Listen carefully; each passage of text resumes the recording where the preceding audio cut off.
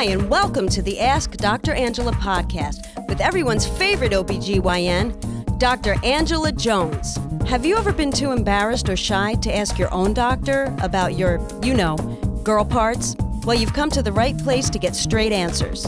Feel free to ask Dr. Angela anything women's health related. Obstetrics and gynecology? She keeps it real. Pregnancy? She's been there, done that. Menopause? She'll get you through. Young or old, Dr. Angela's got you covered, girl. Now here's Dr. Angela.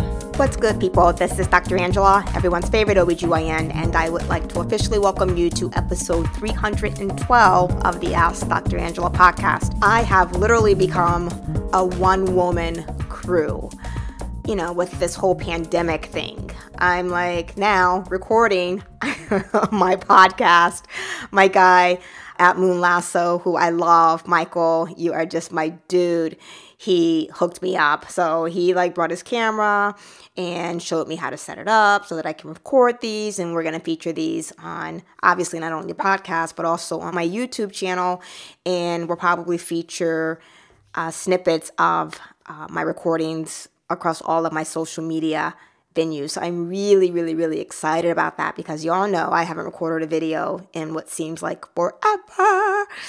So I'm excited about the capacity to be able to now do that. And hopefully once we get beyond all of this social distancing, I can't wait to actually be back with my crew and be able to record some, kind of fun stuff for you all, informing, entertaining, educating, etc. So y'all know that I get a lot of queries via email. My email blows up and I get queries from, again, a lot of publications, both print, online, etc., as well as just queries from women and people at large.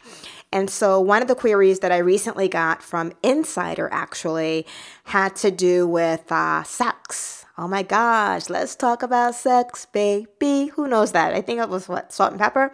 That might be way beyond for some of you all. But anyway, that's my era. Love salt and pepper. Anyway, the query was about sex. And so they asked me a couple of questions. And, the first thing that they asked me, they're like, Dr. Angela, what does a healthy sex life look like? And how might this differ depending on your life circumstances? And so certainly I'm I don't know. And what I mean by that, I don't know, is that a healthy sex life doesn't look like any one thing. It's going to vary depending on, an individual's, state of being. It varies from individual to individual, and it's affected by many different factors like age, health, career and lifestyle, stress, a person's wants and desires, etc. And certainly it can also vary depending on your life circumstances, as everyone's situation is a little bit different. What might be too little sex for some might be just enough for others. Again, lifestyle plays a huge role here. People prioritize sex differently depending on what else is going on in their life. Based on their job, do they have kids? Do they live alone? All of these are things that obviously can impact someone's sex life. The next thing that Insider asked me was, Dr. Angela, does a healthy sex life have to be with a partner, or can solo sex and other types count? And I was like, hell to the yeah. Healthy sex doesn't have to necessarily be with a partner. You can have healthy sex whether you're doing it with someone, whether you're doing it alone, or whether you're doing it, with a group. No judgment. We all have different wants, needs, and desires. And so however you choose to engage in sex is your business, and whatever floats your boat, as long as you're being safe, is all good. So I guess I should have said hell to the no. Does healthy sex have to be with a partner? Absolutely not. You can have a healthy sex life, again, whether it's with a partner, whether it's, solo, i.e. just, me, myself, and I, or you, yourself, and you, or even if you are someone that likes group activities, again, whatever floats your boat. One of the things that I often tell people about solo activity, because, no one likes to admit that they masturbate, even though touching yourself is the most normal thing in the world, Part of the benefit of solo sex or solo encounters with yourself is that it allows you to certainly become more in tune with your own body, your wants, desires. You can discover what you like, what you don't like. And certainly once you make these discoveries, this is something that can absolutely be taken back to your partner. And quite frankly, I think that when individuals know what you want, and you can then in turn be confident and ask for what you want, that's both very empowering and pretty sexy. So, think of it in terms of that. The insider asked me about benefits of sex, and certainly one of the benefits that immediately came to mind was improved sleep. First of all, sex is a physical activity. And who isn't relaxed or feeling great after a good workout? I know I am, which is one of the reasons that I exercise all the time. The other thing about having sex is that it releases various chemicals and hormones in your body that help you to feel relaxed. It helps you to feel happy, less stressed. These chemicals include things like endorphins. Oxytocin is known as the love hormone. Sex also causes decreased levels of cortisol, which we all know, or maybe you didn't know, is associated with stress. Certainly, the other great thing about sex is it allows you to mentally, emotionally, and physically connect with someone else. Even, if it's solo sex with yourself, you can connect mentally, physically, and emotionally with your sex and with yourself. Look, with your sex. But certainly that kind of connectedness, certainly sets you up for sweet dreams, no pun intended. And, being in a good place after sex, of pure bliss, so to speak, after, a good session of sex will certainly help you to sleep well. Sex and its reduction of stress and improved mental health, I think, what we just mentioned speaks for itself.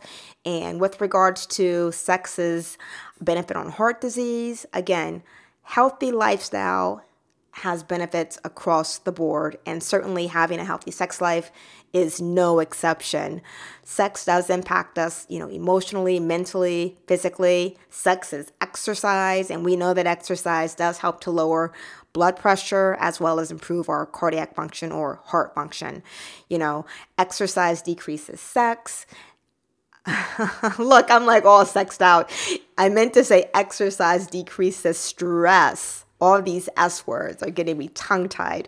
Exercise helps decrease stress, and hence sex decreases stress. All of these things are positive impacts on the heart, and hence, help decrease the risk of heart disease. That was a really fun query, and hopefully answers a lot of questions that you all might be having. I'm looking for this to be featured in Insider, so I will keep you all posted.